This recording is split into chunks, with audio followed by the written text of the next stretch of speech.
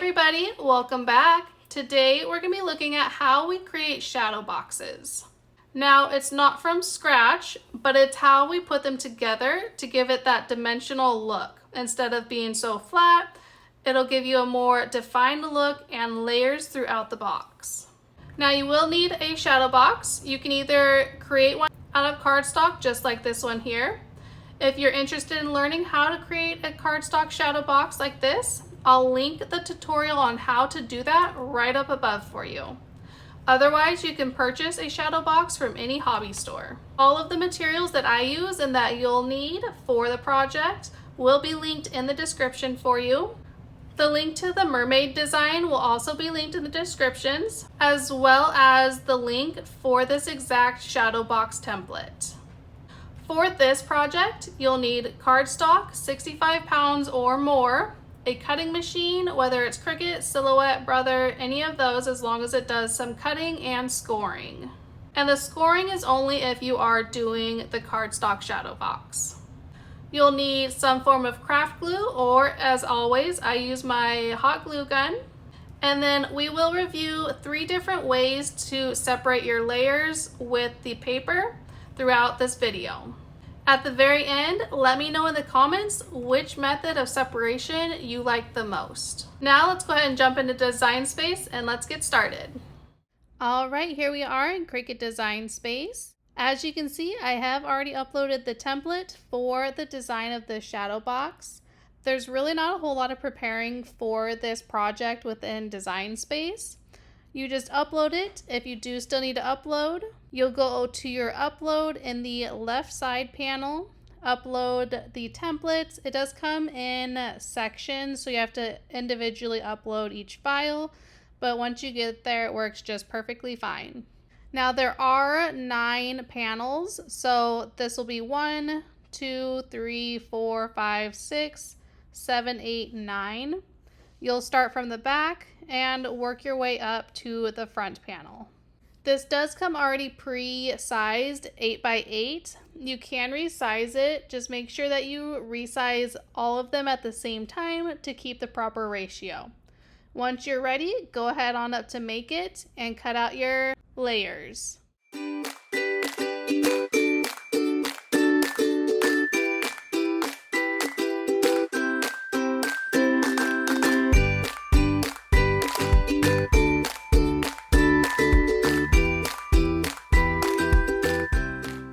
Alright, so you should have all of your pieces cut out for your shadow box. There should be 9 squares that you cut out.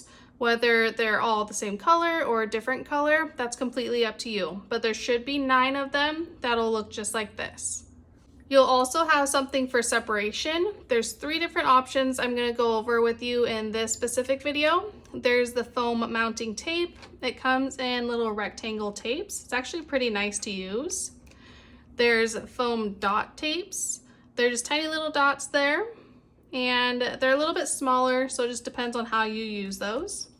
And then there's just some plastic straws. These are nice. They lay really well, so I'll go ahead and show you how to use those also. You'll also need some form of glue, whether it's a tacky glue, quick dry is the best, or hot glue. I tend to use hot glue because it's less waiting time, and the setup time is really quick, so you can get through your projects quicker.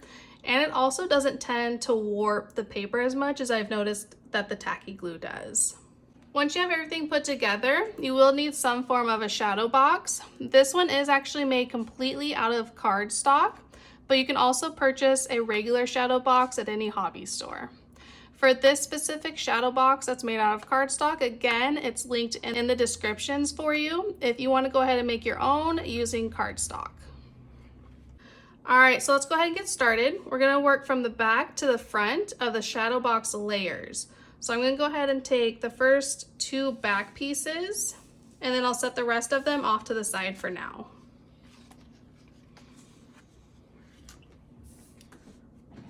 So with these first 2 layers, this is the very back, and this is the layer that will go on top of the very back, and then so on. For this first set, I'll go ahead and show you with the foam rectangular mounting strips. These are also from the dollar store in the home section. They're $1.25 at the $1.25 store. So we'll go ahead and open these.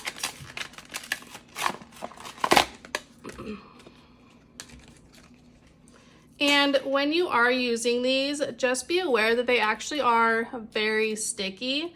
So when you are placing them, just be really mindful of where you're placing them. That way you don't stick it on there and then you end up placing it wrong. And then if you try to remove it, it tears the paper.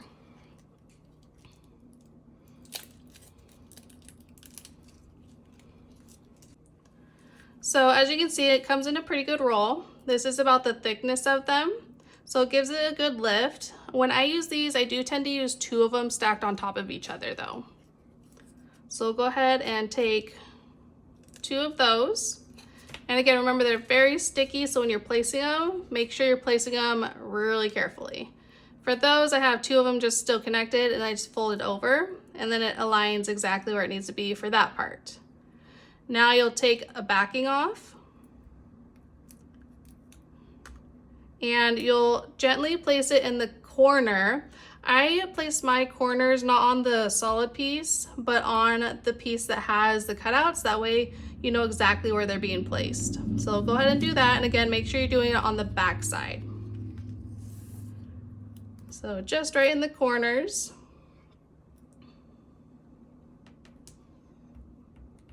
Just like that. Go ahead and leave the sticky tape on for now, and then just do that in the rest of the 4 corners.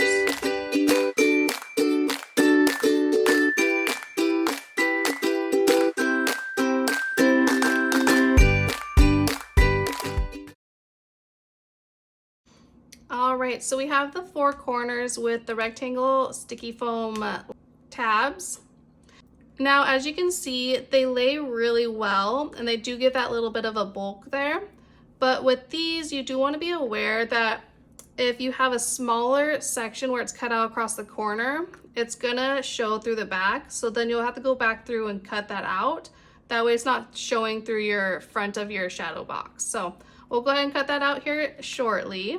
But I'm gonna go ahead and move on to show you the dots and how to connect those. And we'll lay that one just right there for now. So let's go ahead and grab the 3rd layer, which will be the orange one. And again, it's the 3rd one to the back. So we're working from the back. Again, make sure it's on the back side that you're putting your sticky dots, tabs, or straws, whatever you're using. Let's go ahead and open these here. These are also from the dollar store in the crafting section, and they're just little foam circles. So they look like that. It comes in quite a bit of them, 2 sections, and they're about that thickness, a little bit different than the thickness of the square, but not by much. So same thing, you can use them 1 by 1 or stack 2 on top of each other, whatever works best for you. Also, you can do these more along the whole edge, but it's going to take quite a few of them if you do that way. With these, it's nice. It kind of peels up from the backing, so it sticks, but it still has that top part that's not going to stick to stuff. So it just kind of makes it easy and convenient. These ones will just plop right there.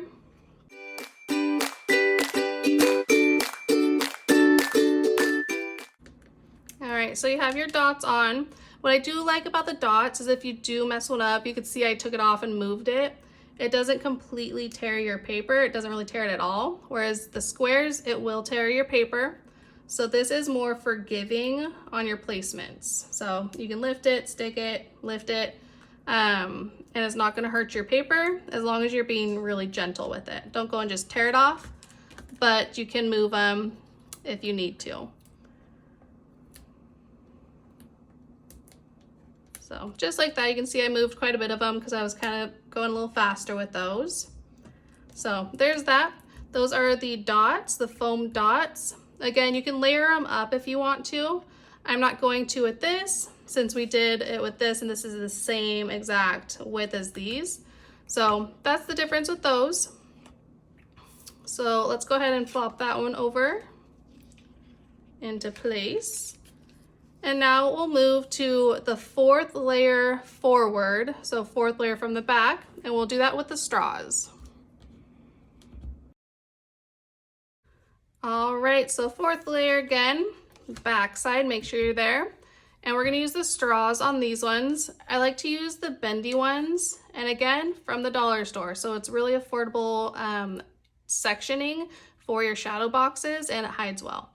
Why I like the bendy straws is because you can use the bevel side to kind of leverage your benefit, where it corners the edge and still gives anchorage on the sides where it's not folding in like the dots do. And then once you have this glued, you'll do the same thing. You'll connect and then go down, curve it, and then connect, curve, just like that. So let's go ahead and get these on. And with these, again, I like to use hot glue, but you can use whatever glue that's gonna work best for you. So we'll go ahead and do this very first one. I put the glue dot on the bend first and then place it in the corner that I'm gonna use. You don't need a lot. I did a little bit extra there, but you can just kind of smear it. And then just, again, mindfully place that right there. Hold it in its bend position and then let it set. All right, so it's like that. Started with the connector on the corner. With this one, you can go ahead and do a little daub right where the end connector is going to be, and then also at the end of this one also.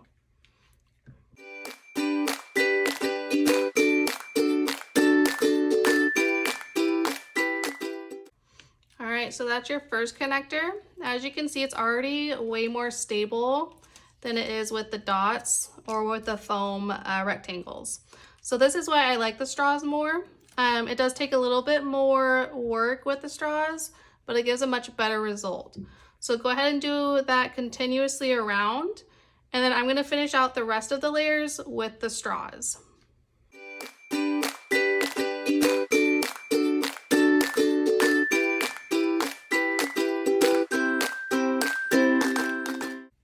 All right, so you can see we have our first finished layer with the straws.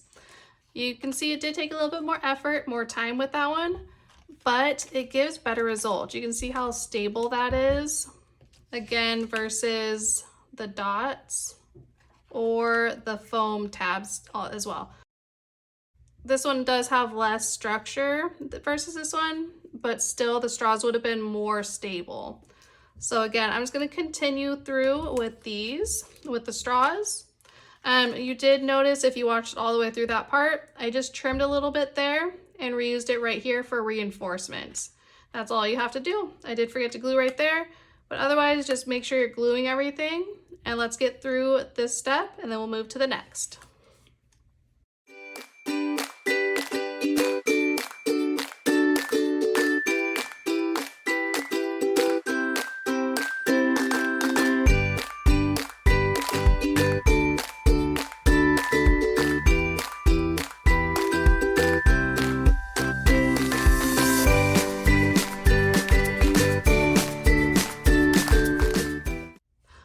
So now that we have all the backing on all of our layers, now is the time we'll go ahead and put them together and put them into the shadow box. You can see that I did manipulate my shadow box a little bit. These edges are actually going to fold in, and that's to allow enough depth for all the layers to fit in.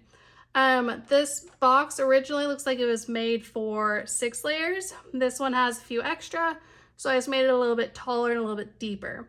So with that, I'm just gonna lift this up. You can see there's a lot of tape mark stuff going on, but it's all gonna get covered up with a pretty frame. So from here, make sure you have your box facing the right way up, and you'll go ahead and just start putting your layers in. So you wanna start with the very back layer. Just lay them in, just like that. Now lay them, and then get everything put together, and then we'll move forward.